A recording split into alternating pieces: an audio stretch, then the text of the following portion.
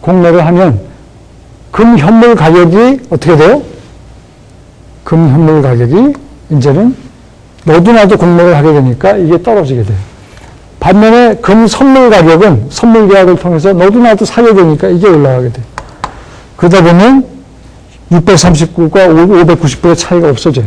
그러다 보면 F0는 더 이상 이거보다 작은 게 아니라 이거랑 이퀄가 된다. 이게 이퀄가 되는 순간에 죄송합니다. F0는 S0 곱하기 1 플러스 R에 T가 이퀄로 성립이 되면 더 이상 아비트라지 기회는 없다. 아시겠죠? 이게 바로 어떻게 선물 선도 계약이 결정되는지를 설명하는 원리입니다. 기본 아이디어는 뭐예요? 아비트라지 프라이싱이에요. 아비트라지 프라이싱이라는 게 뭐라고요? 이 등식이 성립되지 않으면 아비트라지 기회가 존재한다. 아비트라지 기회란 내 돈 없이 위험 부담 없이 확실한 이익을 챙길 수 있는 대박나는 너무나 좋은 기회다. 그러니까 모든 사람이 뛰어들게 되고 그러다 보면 이거는 다시 등식이 될 수밖에 없다.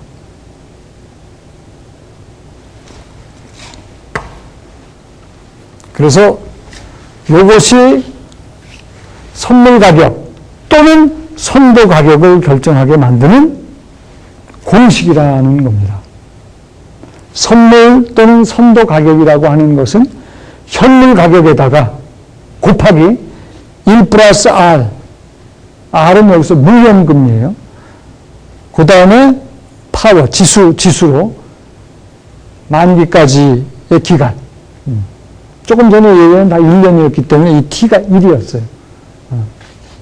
그렇죠. 만약에 2년, 3년 후에 만기다 그러면 여기다 2년, 3년 집어넣으면 되는 겁니다. 아시겠죠? 자, 조금 전에 배운 이 공식을 조금 다른 식으로 표현하는 공식입니다. 여러분 이거 두 개를 다 알고 계셔야 돼요. 이 두 공식은 서로 같은 공식이에요. 수학적으로. 근데 왜 다른 식으로 표현이 됐을까요? 여기서는 복리 계산이 1년에 한 번씩 이자 계산이 복리 아시죠? 복리란 이자가 붙는 거예요. 이자가 붙는 건데 그 이자가 붙는 복리 계산이 1년에 한 번씩 이루어진다는 뜻이고 이거는 뭐예요? 이거는 복리 계산이 매 순간순간 연속적으로 이루어진다라는 뜻입니다. 그러니까 이거나 개념적으로는 똑같은 얘기인데 이거는 연속 복리를 허용할 때는 2에 지수승 RT가 되는 거예요. 의미는 똑같아요.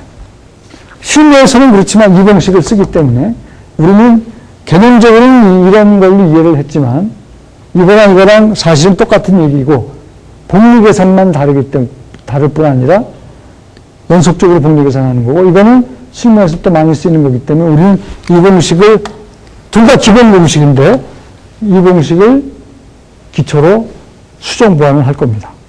아시겠죠? 자, 이게 기본 공식이에요. 이게 기본 공식이라고 그랬어요. 이 공식은 조금 전에 봤던 이 공식과 같은 공식이라고 그랬습니다. 이 공식과 같은 공식이고, 이 공식과 이 공식은 같은 공식인데, 이게 보다 실무에서 더 많이 쓰이고 하기 때문에 우리는 이 공식을 가지고 조정을 하는데, 이게 기본 공식이에요. 뭐를 위한 기본 공식? 선물 가격, 선도 가격을 결정하는 기본 공식. 개념은 이거랑 똑같다. 이걸 조금만 더 변형한 선물, 선도 가격도 있을 수 있다. 자, 기본 공식이랑 비교해 보니까 뭐가 달라요? 여기 I라는 게 하나 더 붙죠. 이 I라는 게 뭐냐면, 이건 이거예요.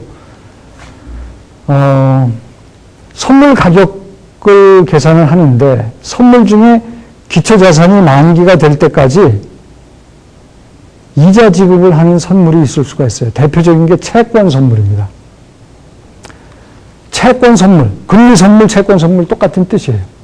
근데 만기가 될 때까지 이자 지급을 하면 선물을 산 사람 입장에서 보면 만기가 될 때까지 지급받는 이자는, 그러니까 만기 되기 전까지 지급받는 이자는 선물로 채권을 산 사람의 경우는 만기가 돼야지만 그 채권이 내게 되는 거 아니에요. 그 이자는 내게 아니라고 하지. 그러니까 그것만큼은 조정을 해주자, 그 의미예요. 이 I라고 하면은, I는 present value of the income during life of forward or future contract. 그 의미는, 이거는 지금 I 그냥 이렇게 기억을 하세요. 이거는 채권 또는 금리 선물의 선물 가격. 이렇게 기억을 하시고, 여기서 I의 의미는 채권은 이자를 지급하잖아요, 정기적으로. 그 이자의 현재 가치다. 그렇게 정리를 하시고. 근데 왜 빼주느냐? 왜 빼주느냐면 채권 선물을 산 사람 입장에서 보면 채권 선물이 내게 되려면 만기가 돼야지 내게 되는 거예요. 근데 만기가 될 때까지 그 전에 지급한 이자는 내게 아니잖아. 그것만큼 빼주는 겁니다. 현재 가치로. 이자의 현재 가치로. 그 다음에 요것도 같은 방식으로 주가지수 선물과 기억을 하세요. 주가지수 선물 가격의 공식입니다. 이거는 주가지수 선물 가격의 공식. 주가지수라고 그러는 건 일종의 주식 포트폴리오입니다.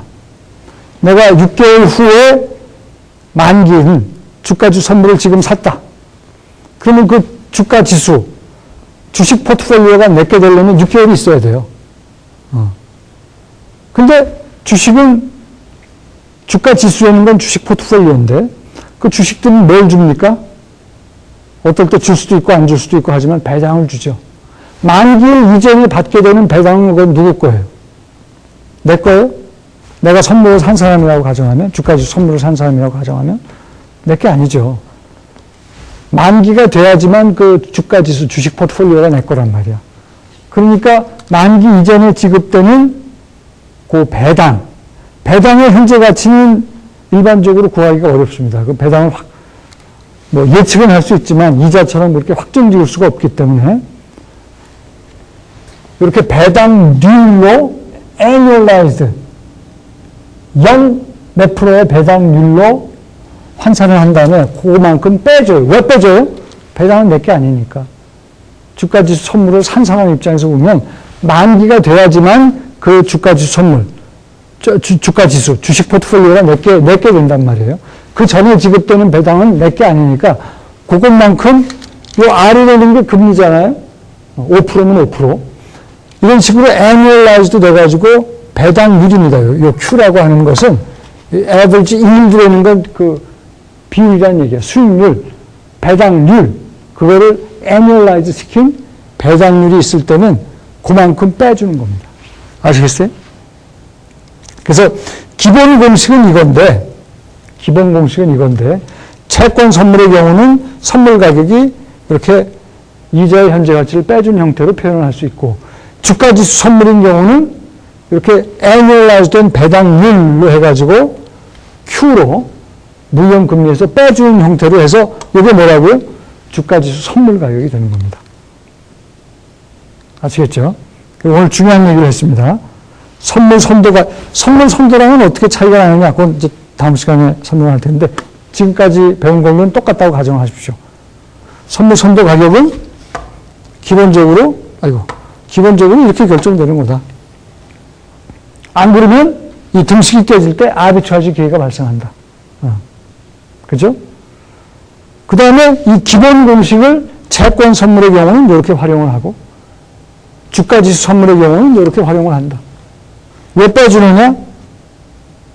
이자 받은 거, 만기일 전에 이자 받은 건 아직 내게 아니다. 만기일 이전에 받게 되는 배당, annualized 된 배당률, 이만큼 빼줘야 된다. 내게 아니기 때문에. 주가지수 선물 가격, 채권 선물 가격으로 수정 보완이 된 겁니다. 자, 오늘은 여기까지 하고요. 다음 시간에 이어서 요 선물 가격 결정하는 얘기를 마무리하도록 하겠습니다.